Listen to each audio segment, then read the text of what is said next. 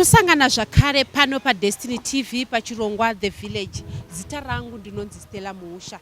Tinokukurudzirai kuita subscribe, like and share nyaya dzatinokuunzirai pano. Nhasi uno tiri paHigh Court of Zimbabwe apo pari kutongwa murume anonzi Jason Mufefi.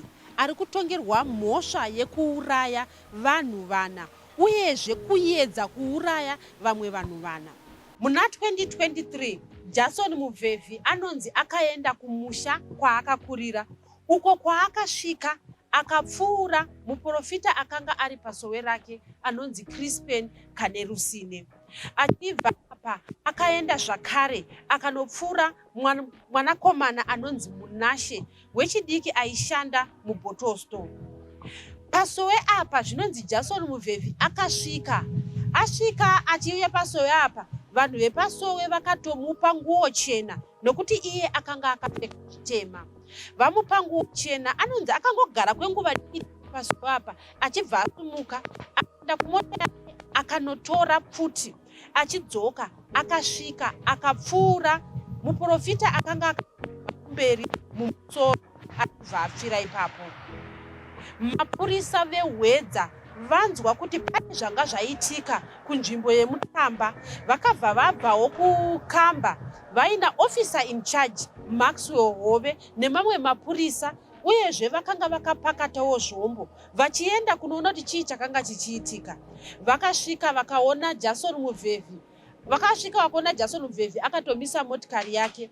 Iye paakaona kuti aive mapurisa, pakaita kurwisana kwepfuti ipapo. Officer in charge vehwedza police station vaMaxwell Hove vakabva vapfurwa. Pakapfurwawo zvakare mapurisa vakanga vakakuvara vamwe zvakaipisisa, vakazokwanisa kutorwa namapurisa vachimhanyiswa kuchipatara cheSt Mary's, asi officer in charge Maxwell Hove vakabva vanzi vakanga vatoshayika kare. Nhasi uno padare redzimhosva reHigh Court, Jason Mufefi anga aripo achiverengerwa mhosva dzake. Lawyer rakamirira Jason Mufefi razosumuka pavabvunzwa nemutongi kuti nyaya iyi vanoti kudii nayo. Vativo vachitaurira vakamira Jason Mufefi. Jason Mufefi ari kuti haana mhosva, not guilty. Chikonzero chaati iye haana mhosva ari kuti nguva yaakapara mhosva iyi haasi kutoziva kuti chii chakaitika, uye iye ari kuti akanga asingaite zvakanaka mupfungwa dzake, uye zvakare nguva iyoyo akanga ari kunetswa nezvidhoma, ndiko kusaka mai vake vakanga vamushedza kuti vaende pasowe.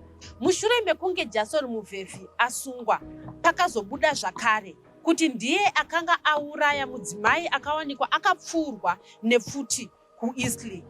Pavanhu vakapfurwa kuEastleigh pane umwezve murume achauya ari semufakazi anoti iye akatorwa naJason Mufefi, vakatombofamba vari mumotikari make, akanyatsoona Jason Mufefi achipfuura nyarai mumusoro nepfuti.